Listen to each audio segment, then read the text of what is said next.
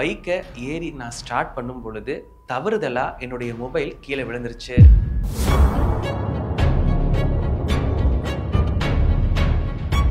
அந்த வழியா வந்த ஒரு நபர் எடுத்து தன்னுடைய பாக்கெட்ல வச்சுட்டு கிளம்பிடுறாரு. தம்பி, என்னப்பா உங்க மொபைல் திருச்சி பீமன் நகர்ல இருக்குதுன்னு சொன்னாரு. 2 மணி நேரத்துல என்னுடைய மொபைல் திருச்சி எடுத்து செல்லப்பட்டிருக்கு. உடனடியா போன் பண்ணி பாக்குறேன், போன் ரிங் ஆயிட்டு தான் இருந்தது.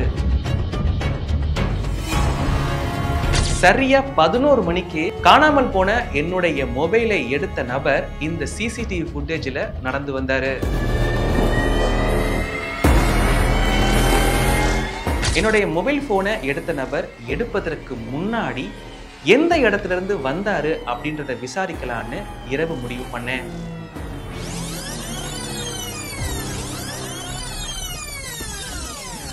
திருப்பி அடுத்தடுத்த புகைப்படங்கள்லாம் பாருங்க, சரியா பார்த்து சொல்லுங்க இவர் தானா அப்படின்னு கேட்கும் பொழுது இவருடைய பேர், இந்த பெயர், இவருடைய வீடு இங்க இருக்கு அப்படின்றத உறுதிப்படுத்தினாரு. 8:30 இருந்து ஒரு 9 மணிக்குள்ளார இந்த சாயல் இருக்கக்கூடிய நபர் அந்த பகுதிகளில் நடமாடுறதை நான் பார்க்க முடிஞ்சது. எப்படி இருந்தாலும் பரவாயில்ல, எனக்கு இந்த விஷயத்துல ஒரு எண்ட் பாயிண்ட் எங்கன்றது தெரியுன்றதுல உறுதியாக இருந்தேன்.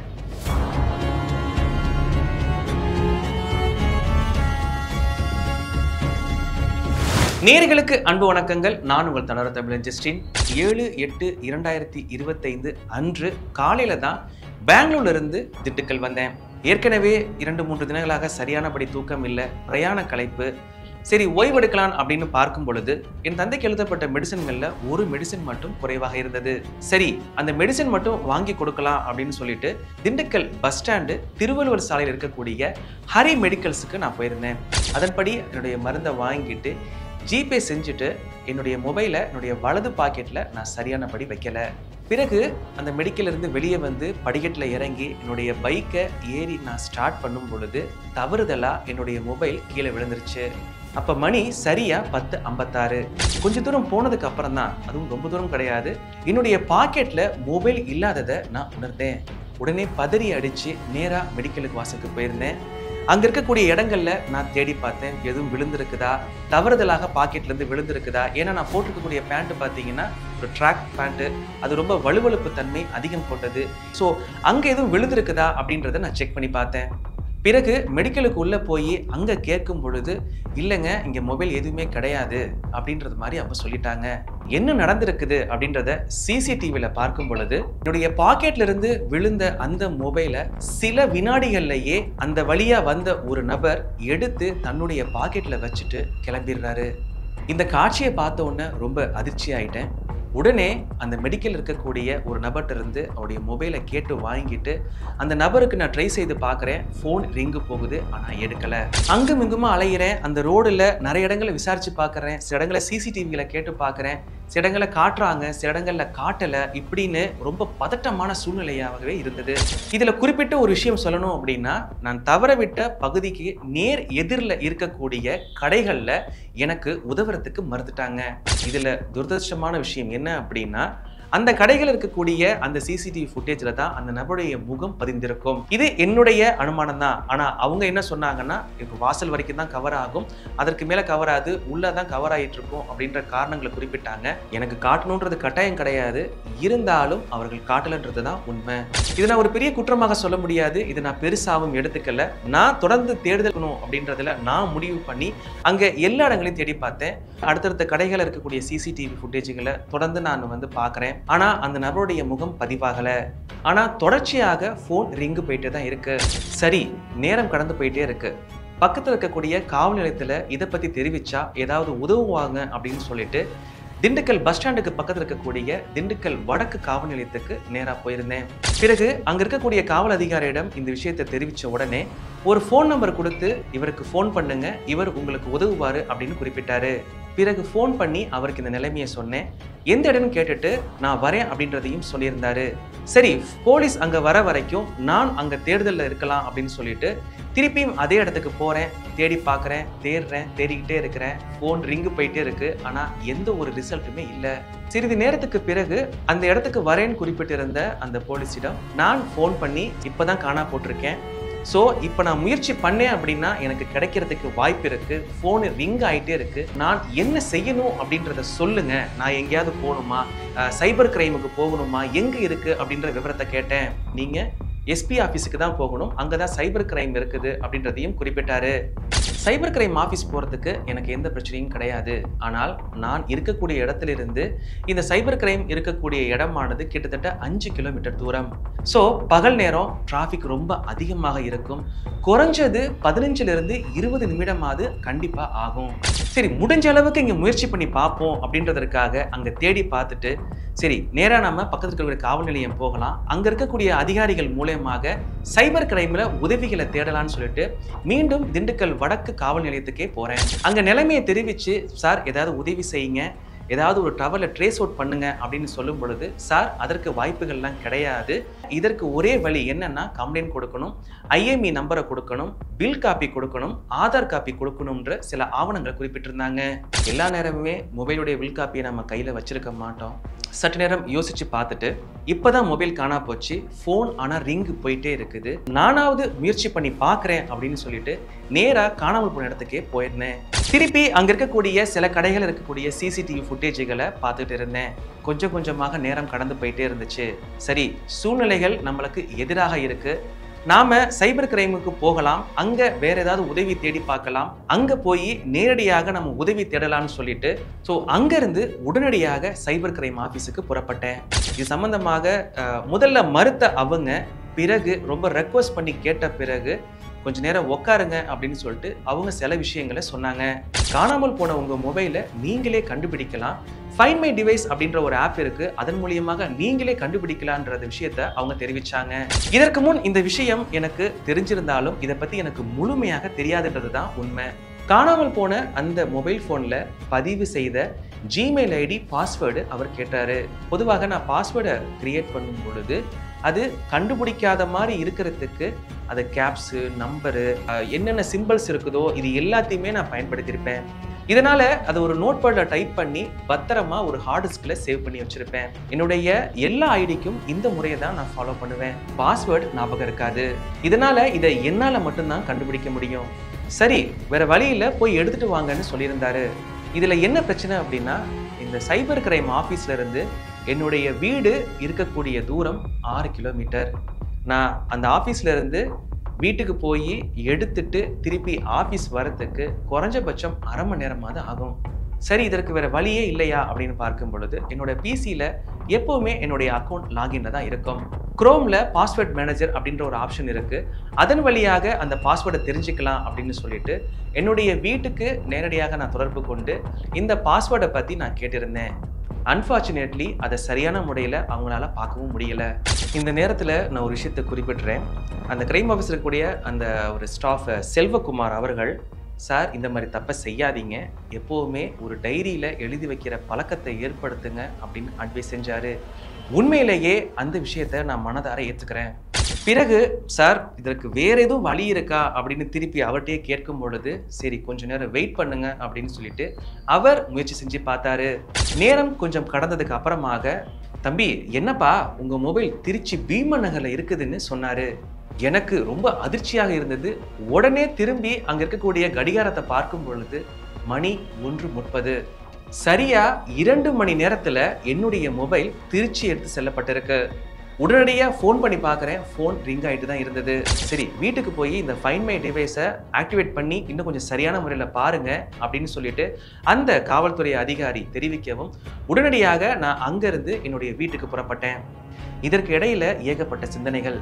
சரி, நம்ம உடனடியாக திருச்சி கிளம்பி போயிடலாம், எப்படியாவது கண்டுபிடிச்சிடலாம் அப்படின்ற மாதிரியாக மைண்ட் நம்மளுக்கு ஓடிக்கிட்டே இருந்தது. வீட்டுக்கு போயிட்டு இந்த ஃபைனல் லாஸ்ட் டிவைஸ் அந்த ஆப்ஷனை நான் ஓப்பன் பண்ணி பார்க்கறதுக்கு முன்னாடி இதன் சம்பந்தமாக வீடியோஸ் எதுவும் இருக்கான்னு நான் செக் பண்ணி பார்த்தேன். அந்த சமயம் டெக் சுதர்ஷன் அவர்களுடைய அந்த வீடியோ தான் எனக்கு உதவியாக இருந்தது. அதன்படி அதை நான் ஓப்பன் பண்ணி நான் பார்க்கும் பொழுது திருச்சி பாலக்கரை பகுதியில் இருக்கிற மாதிரி லொகேஷன் காட்டுது. பிறகும் ஃபோன் செஞ்சு பார்க்குறேன், ஃபோன் ரிங் ஆகிட்டு தான் இருந்தது. என்ன செய்யறதுன்னே தெரியல. சரி, சற்று நேரத்துக்கு அப்புறம் உடனடியாக திருச்சியில் இருக்கக்கூடிய நமது நண்பர் லீபாய்க்கு நான் ஃபோன் பண்ணி இந்த தகவலை நான் தெரிவிக்கவும் உடனடியாக அவர் அந்த இடத்துக்கு புறப்பட்டு போனாரு. நானும் இங்கே ஃபோன் பண்ணிகிட்டே இருக்கேன். கொஞ்ச நேரம் கழிச்சு சரியாக ஒரு 2:40 3 மணி வாக்கில் ஃபோன் சுவிட்ச் ஆஃப் ஆயிருச்சு. எனக்கு இருந்த ஒரு ஹோப்பும் போயிருச்சு.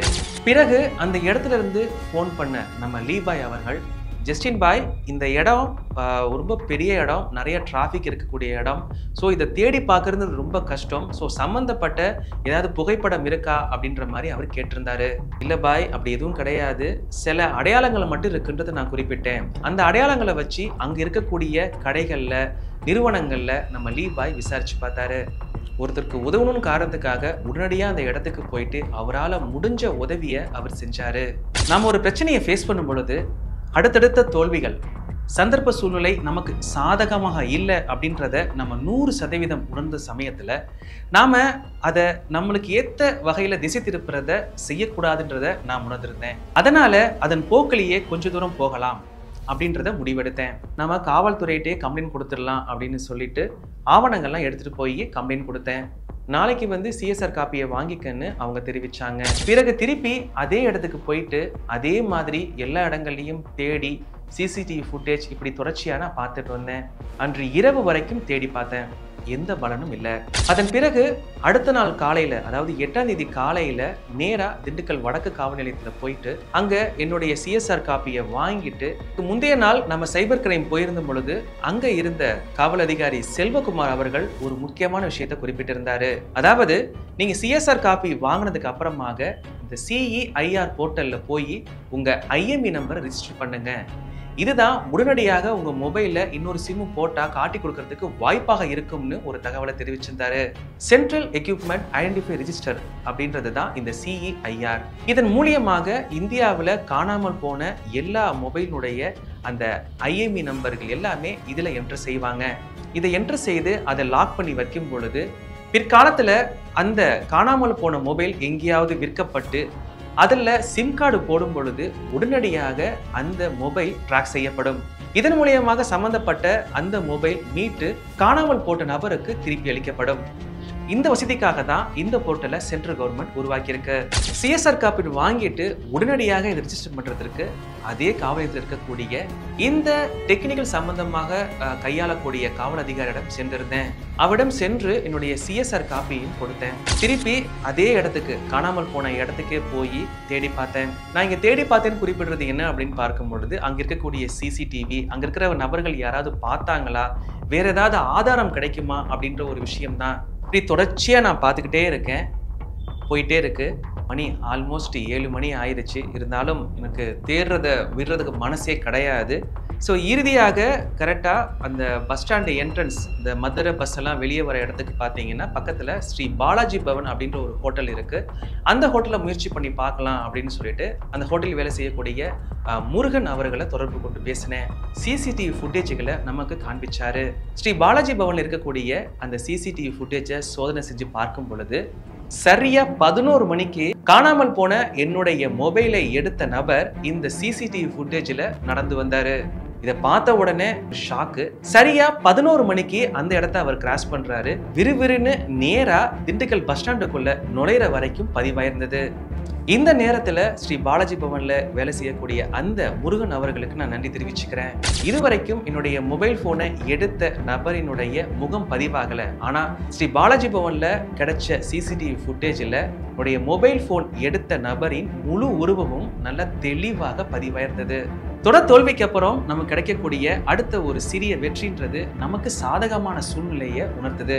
ஸோ இதை அடுத்த கட்டமா எப்படி திசை திருப்பி நம்ம இதை எடுத்துட்டு போகணுன்றதை முடிவெடுக்க வேண்டியது நம்மளுடைய பொறுப்பு. பஸ் ஸ்டாண்டுக்குள்ள போய் பார்த்தேன். பஸ் ஸ்டாண்டு சென்டர்ல, அதாவது திருச்சி பஸ் இந்த ஏரியா இருக்கக்கூடிய அங்க பார்க்கும்பொழுது சிசிடிவிக்கள் பெரும்பாலும் இல்லை. கடைகளில் சிசிடிவிகள் இருந்தாலும் அதை மறைத்தும் விளமாக நிறைய பஸ்ஸுகள் சுற்றி நிற்கும். சரி, எப்படி இருந்தாலும் நம்ம கண்டுபிடிச்சு ஆகணும், நம்மளுக்கு வேற வழி இல்லை, நாம கண்டிப்பாக நாளைக்கு இதை செய்யணும் அப்படின்னு சொல்லிட்டு இரவு முழுசும் எனக்கு தூக்கமே கிடையாது. திருப்பி அந்த ஃபுட்டேஜஸை நான் நல்லா தெளிவாக பார்க்கும் பொழுது ஒரு விஷயம் எனக்கு நல்லா தெரிஞ்சது. என்னுடைய மொபைல் ஃபோன் எடுத்த நபர் ஏன் அந்த இடத்துக்கு வரணும், திருச்சிக்கு போகணும் அப்படின்னு நான் கொஞ்சம் சிந்திச்சு பார்த்தேன். ஒருவேளை அவர் திருச்சியிலிருந்து இந்த இடத்துக்கு வந்துட்டு பிறகு இங்கேருந்து திருச்சி போயிருக்காரா, இல்லை இங்கேருந்து திருச்சி போகிறாரா என்னன்றது எனக்கு ஒன்றும் புரியலை. கைகளில் எந்த ஒரு பையுமே கிடையாது. ஸோ இவர் ஏதோ ஒரு வேலை விஷயமாக தான் போகிறாரு அப்படின்றத நான் உறுதி பண்ணினேன்.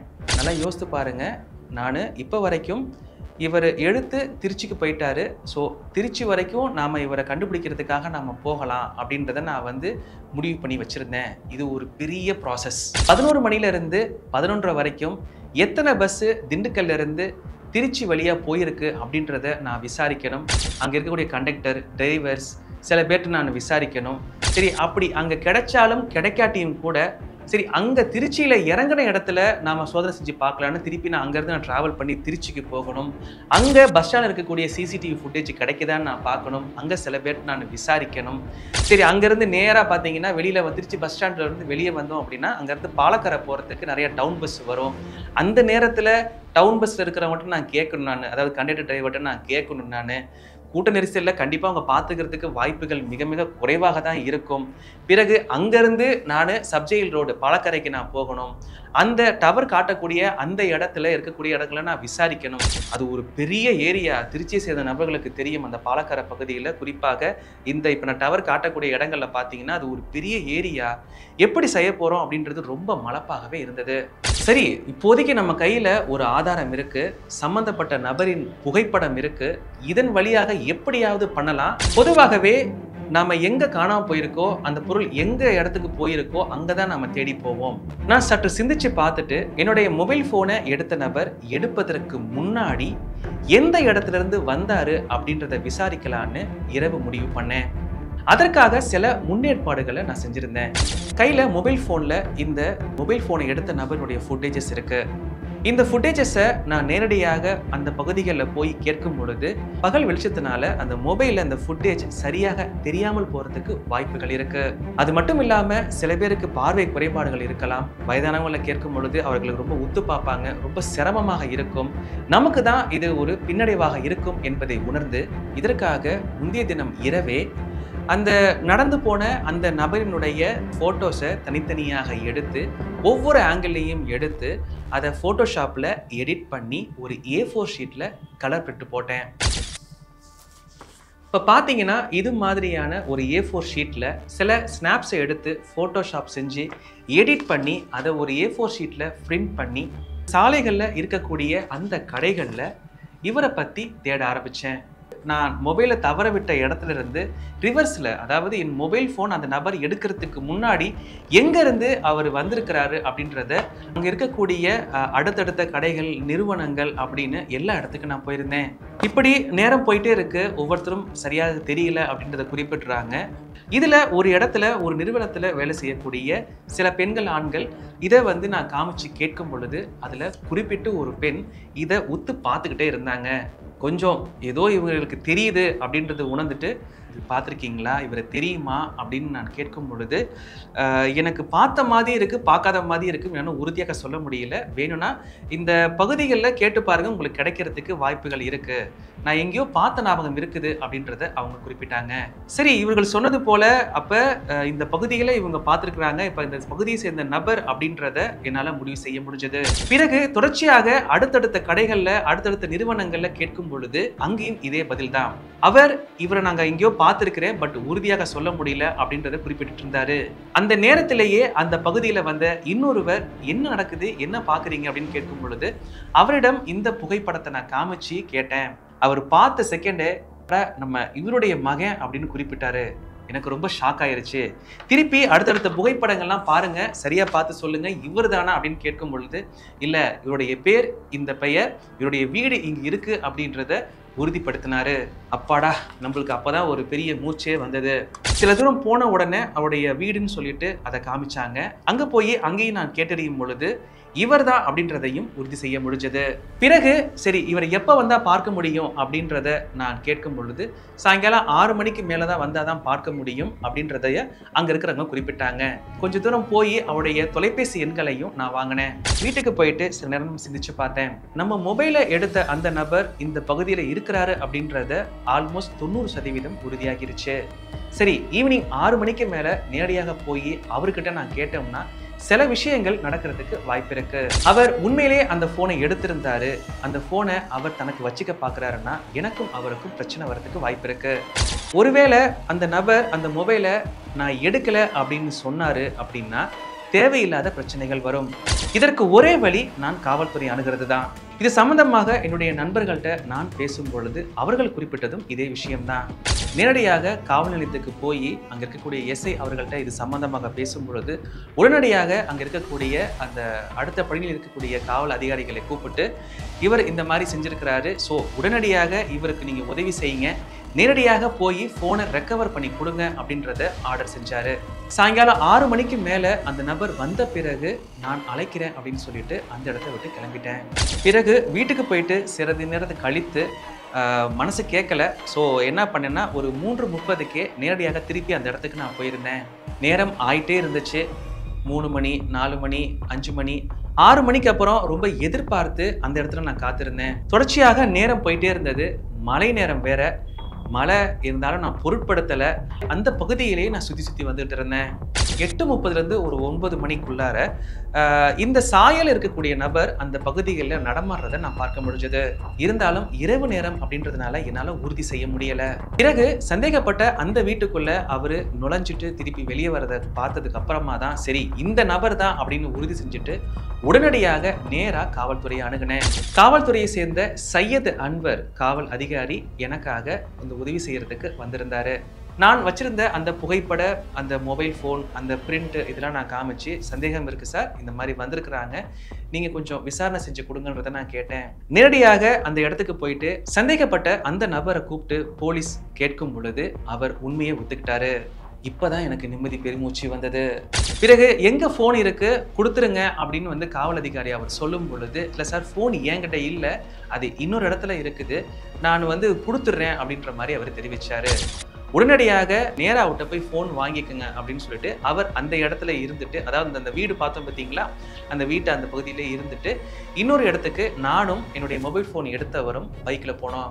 நேராக இன்னொரு வீட்டுக்கு போயிருந்தாரு. அங்கேருந்து மொபைல் ஃபோன் கொடுத்தாரு. நானும் வாங்கி பார்த்தேன். ஃபோன் அப்படியே இருந்தது. பாக்கெட்டில் வச்சுட்டு திருப்பி ரிட்டர்ன் வந்தோம். இந்த இடப்பட்ட நேரத்தில் பார்த்தீங்கன்னா அந்த நபர் ரொம்பவும் ரெக்வஸ்ட் பண்ணி சொன்னார், இல்லை சார் நான் மொபைல் ஃபோன் எடுக்கலை, நான் கேட்டத்துக்கு போயிருந்தேன், இறப்புக்கு போயிருந்தேன், நான் அடுத்தடுத்த வேலைகள் என்னால் கொடுக்க முடியல, என்ன செய்யறதுன்னு தெரியல அப்படின்னு சொன்னார்.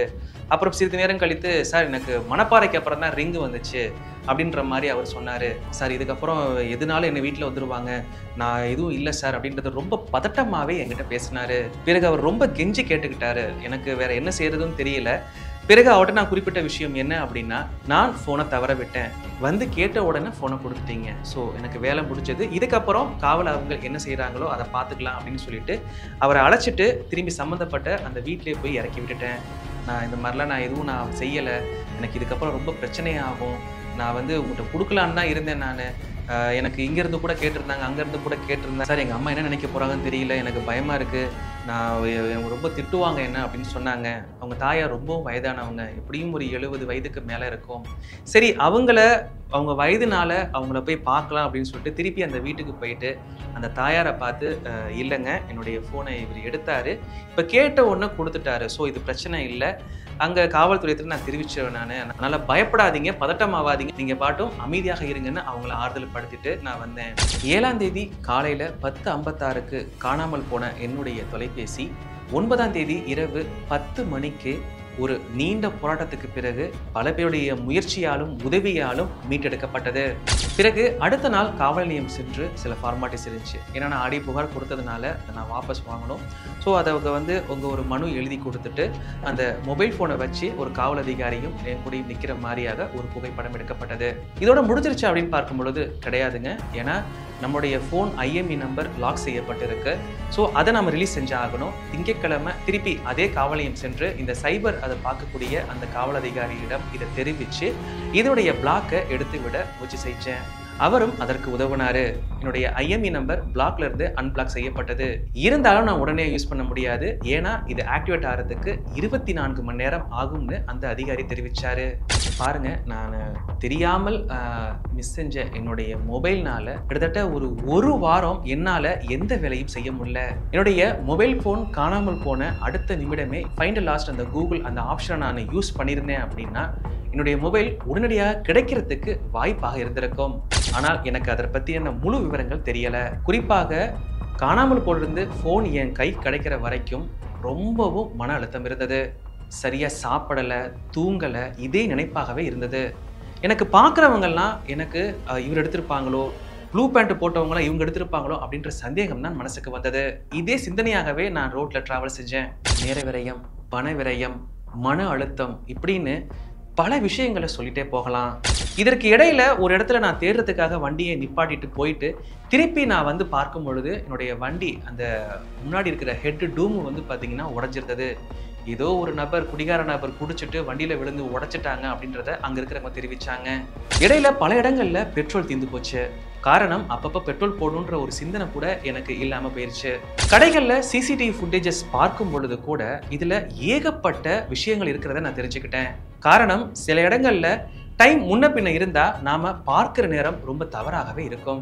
பெரும்பாலான கடைகள்ல அவர்கள் வாசல் வரைக்கும் தான் சிசிடிவி ஃபுட்டேஜ் கவர் ஆகிற மாதிரி வச்சிருக்காங்க.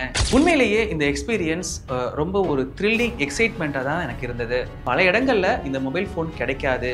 இந்த மொபைல் ஃபோன் கிடைச்சாலும் ஸ்பேர் பார்ட்ஸ் எங்கெங்கேயோ ஒரு இடம் டிஸ்பிளே ஒரு பக்கம் கிடைக்கும், கேமரா ஒரு பக்கம் கிடைக்கும் அப்படின்ற பல தகவல்கள் வந்து நம்மளுக்கு கொடுத்துருந்தாங்க. எப்படி இருந்தாலும் பரவாயில்ல, எனக்கு இந்த விஷயத்துல ஒரு எண்டு பாயிண்ட் எங்கன்றது தெரியுன்றதுல உறுதியாக இருந்தேன். இந்த இடைப்பட்ட நாட்கள்ல காணாமல் போன இந்த மொபைல் ஃபோன் சம்பந்தமா என்னென்ன நடக்குது, எப்படிலாம் வந்து இயங்குது அப்படின்ற பல தகவல்களை என்னால் வாங்க முடிஞ்சது. உதாரணத்துக்கு, நான் தவற விட்ட மாதிரியே யாரோ ஒருத்தர் மொபைல் ஃபோன் தவற விட்டாங்க, அதை இன்னொருத்தர் எடுக்கிறாரு. அவர் எடுத்தாருன்னா அவர் என்ன செய்வார் அப்படின்னு பார்க்கும் பொழுது, நேர்மையான நபராக இருக்கக்கூடியவராக இருந்தால் நேரடியாக ஒரு போலீஸ் ஸ்டேஷனில் போய் ஒப்படைச்சிருவாங்க.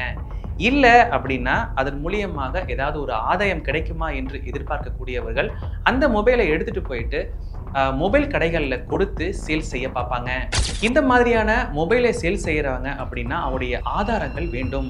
பட் அப்படி இருந்தும் சில கடைகளில் என்ன செய்கிறாங்கன்னா, மொபைலை வாங்கி அவர்கள் வச்சிருக்கக்கூடிய அந்த டம்மி சிம் கார்டை போட்டு பார்க்குறாங்க. இந்த மொபைல் திருட்டு மொபைல் அப்படின்னு தெரிஞ்ச உடனேயே சம்மந்தப்பட்ட அந்த நபரை கூப்பிட்டு, இது திருட்டு மொபைல், இது இவ்வளவு தான் விலை போகும், அதனால இவ்வளோ தான் கொடுக்க முடியும்னு ஒரு காசு கொடுத்துட்றாங்க. அவர்களும் கிடைச்ச வரைக்கும் லாபம்னு அந்த காசை எடுத்துட்டு போயிடுறாங்க.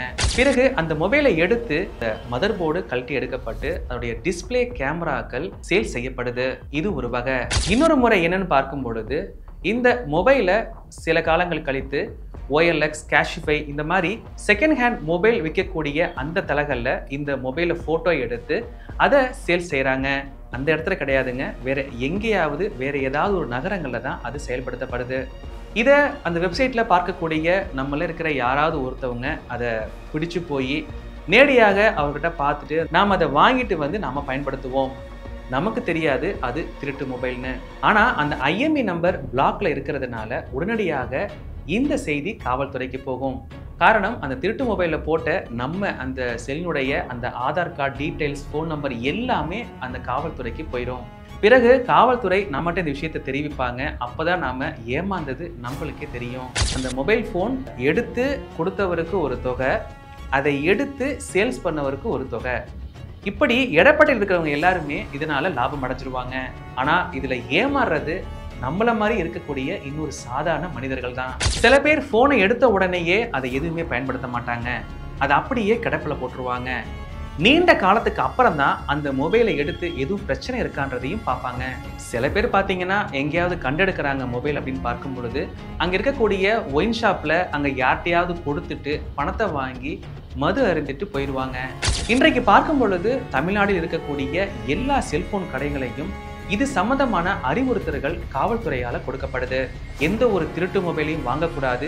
ஒரு மொபைல் விற்கப்படுது, வாங்கப்படுது அப்படின்ற பொழுது சம்பந்தப்பட்ட நபரினுடைய முழு விவரங்களும் இருக்கணுன்றது தான் காவல்துறையும் தெரிவிக்குது. நீங்க ஒரு இடத்துல போய் ஒரு விசாரணையை நீங்க செய்யும் பொழுது பலவிதமாக நீங்க பார்க்கப்படுவீங்க.